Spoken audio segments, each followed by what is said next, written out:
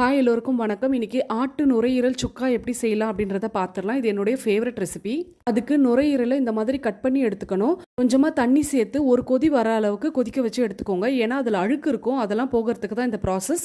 கட்டி தனியாக எடுத்து வச்சுக்கோங்க. அடுத்ததாக கடாய் வச்சு 2 டீஸ்பூன் அளவுக்கு எண்ணெய் சேர்த்துட்டு சோம்பு, லவங்கம், பட்டை சேர்க்கணும். பொரிஞ்சு வந்ததும் ஒரே ஒரு நறுக்கின வெங்காயம் சேர்த்து வதக்கணும். வெங்காயம் வதங்கினதும் 1/2 டீஸ்பூன் அளவுக்கு இஞ்சி பூண்டு விழுது சேர்க்கணும். அதிகமாக சேர்க்க வேண்டாம்.